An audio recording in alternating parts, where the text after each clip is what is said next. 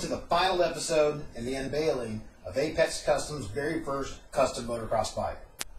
When I started this project, my goal was to build a really awesome bike, but do it so anybody could afford it. And my price reflects that, and I think I've accomplished that here. Now, there's a long list of parts and customizing that went into this bike, but to keep in mind that all these parts are absolutely brand new. The powder coating is absolutely brand new. I did all that stuff, I reassembled the bike, I took it out, I started it, rode it for about 15 minutes just to check everything out, ran the engine through a few heat cycles, and now it comes straight to you. So what I'm going to do is I'm going to start at the front and go all the way to the back and cover absolutely everything that I did so you know exactly what you're buying. So, for the front wheel, the first thing that I did was break it completely down. And I set the hub and the rim off to be black powder coated, added these brand new stainless steel spokes, packed it with new MSR bearings. And I left the original tires. They're Michelin's Cross Country medium compound tire.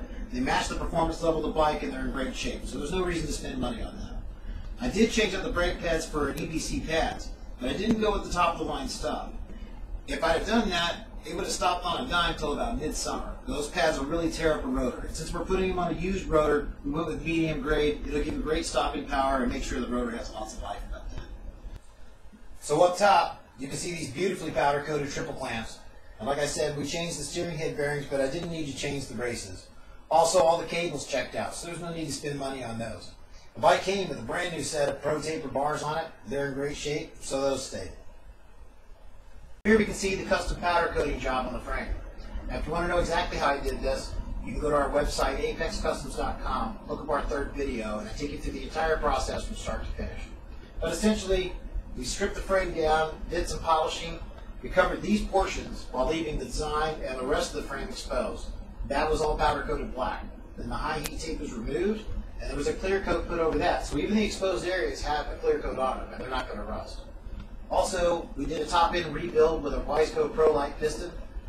When I first got the piston, I've never been afraid of talking to the experts. So I took the cylinder and the piston down to Dreyer Yamaha. Whenever they checked it out, it turns out that the piston to cylinder gap was too small, and it was a definite seizure situation waiting to happen. So they milled that piston down for me and got me a perfect gap between the piston and the cylinder itself, which shows in the performance because the bike really runs. Also, we put in a Tusk Pro new clutch. It's really strong and it works perfectly. So if you've been following the show, then you'll recognize this swing arm. It was the first part that I powder coated, and I thought it turned out great. And to me, customizing is all about attention to detail. I want to point out that the design that's on the frame and the swing arm are identical, but they're just scaled down for the two parts. I think that's a really great look. Also, the rear suspension, those bearings aren't as easy as wheel bearings to change out, so I went with OEM. I went OEM bearings, seals, and even the sleeves. So those have been completely gutted and have all factory stuff out. They're going to last a really long time. Now, we get to the back wheel.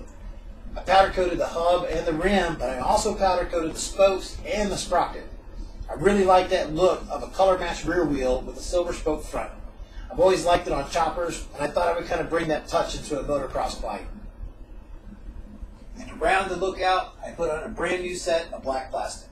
Now the green plastic that came on it was in great shape, and those will go to the buyer. So, as promised, I built an awesome customized KX250 without spending a bunch of money. But I have no doubt about it, this bike is definitely like new. I mean, the parts are absolutely brand new all the way down to the piston. There's a ton of powder coating on this bike, and pretty much anything that wasn't was taken off, sandblasted, prepped, and then painted with Duplicolor's high-temp ceramic paint. I only used black and silver, and you'll get a portion of each of those paints with the sale for touch-up down the road. You're also going to get a complete service manual, as well as any leftover parts and bolts that I've changed out of the bike.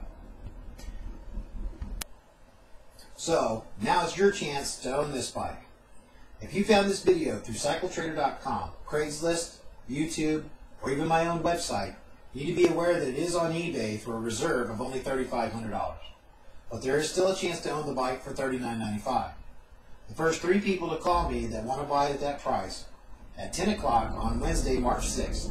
If the eBay price has not exceeded $39.95, I will cancel the auction, and those people will have the chance to buy it in the order in which they call.